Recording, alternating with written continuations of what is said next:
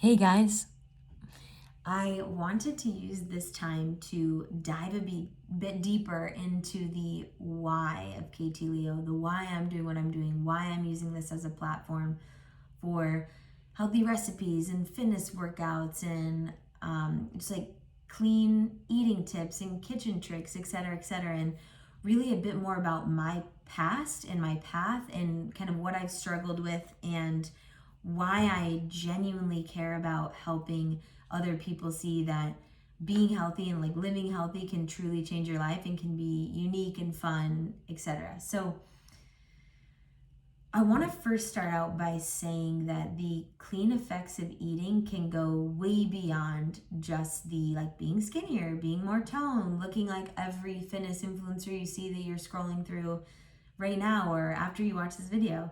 But it can really affect your energy levels, affect your mental stability, affect your overall gut health. It can affect your skin, etc., etc. And I want to really talk about what I've struggled with in the past, which is specifically acne, migraines, and weight gain, and really how ultimately changing my diet has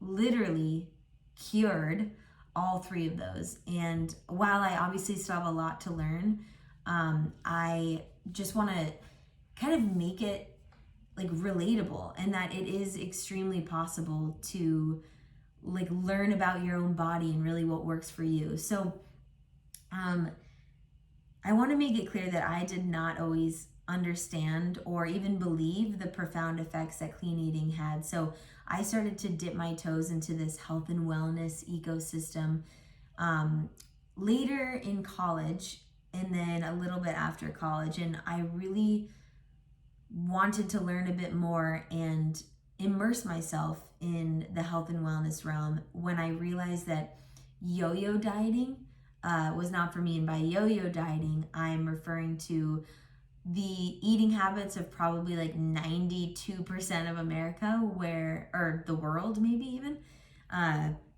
where you eat healthy on the weekdays and then like you use the weekends as your cheat days.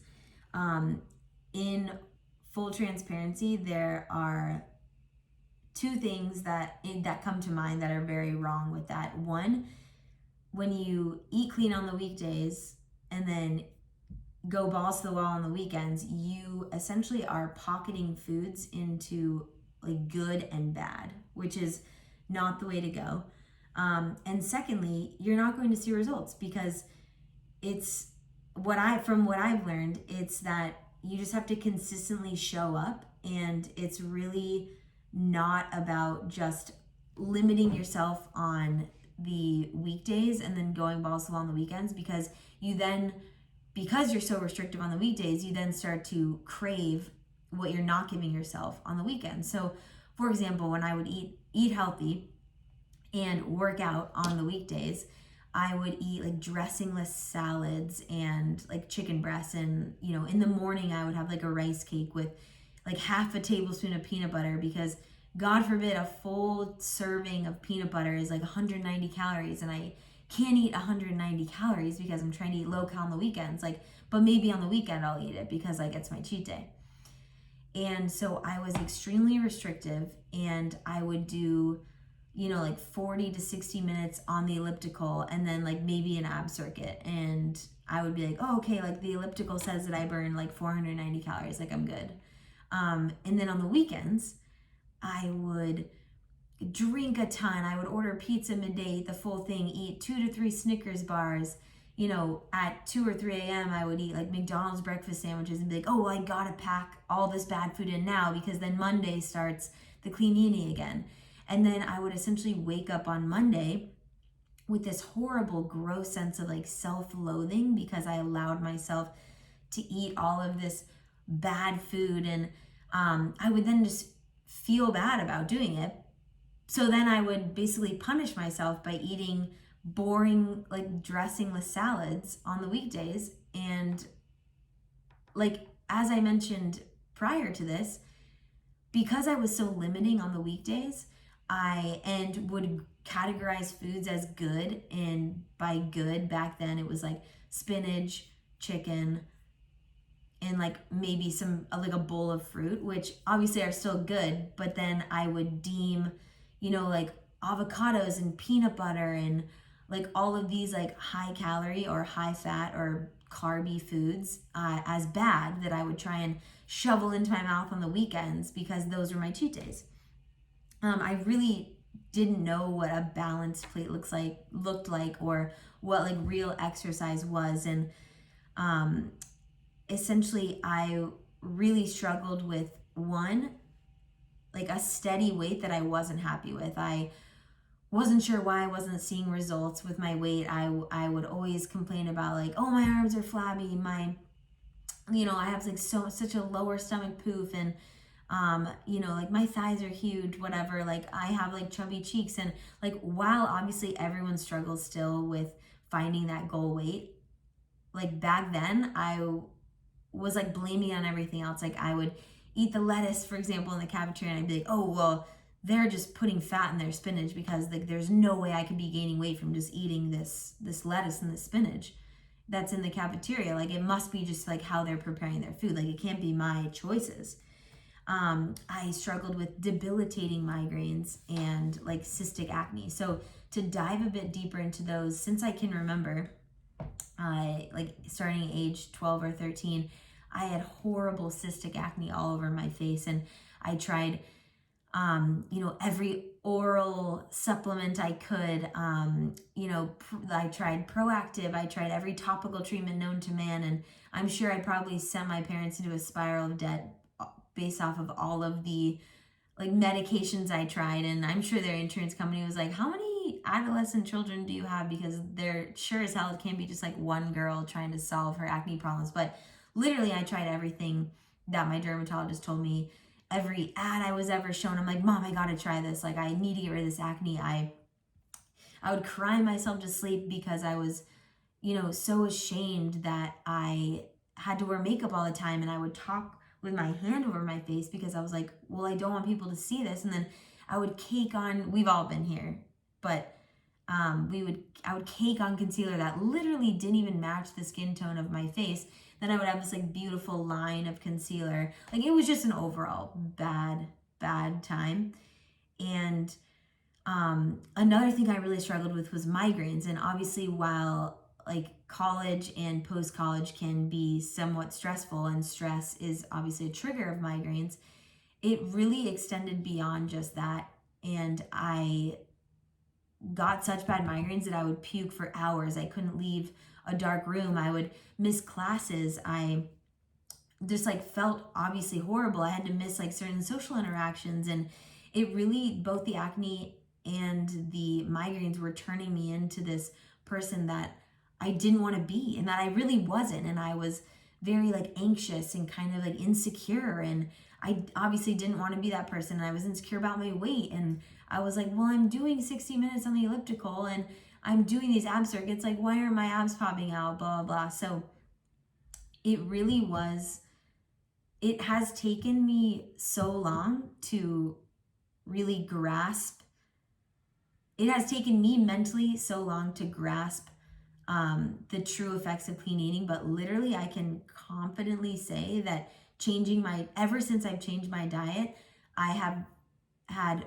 obviously I have like sometimes the stress induced like pimple here and there, maybe like once every month, but changing my diet has brought me clear skin and no migraines. I haven't had a migraine since like 2016 or 2015 when I started pivoting my diet. And obviously I still have a lot to learn about the weight gain side of things and like what weight you're happy with, but I feel like the side effect of changing my diet has been like losing weight and getting more tone and really realizing like what my body responds well to.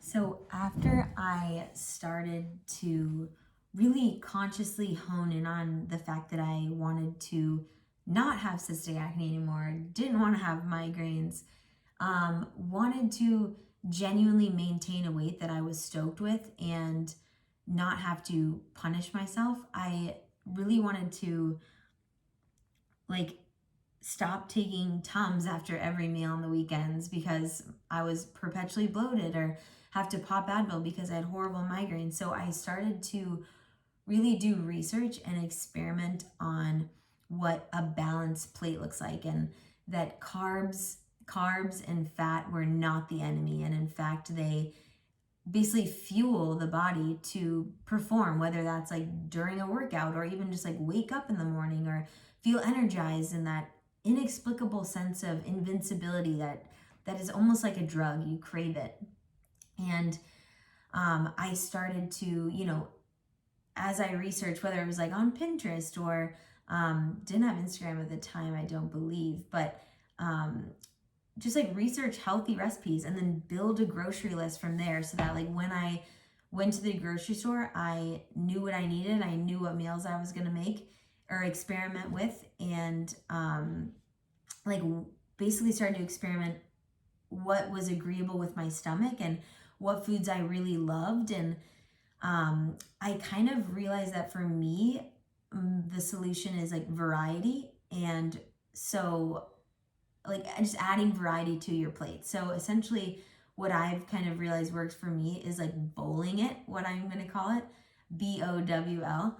And instead of taking just like, let's say a boring plate of like chicken, broccoli, and like rice per se, I'll toss it into a bowl instead and maybe balance it, like make sure I have proteins, carbs, and fats in there.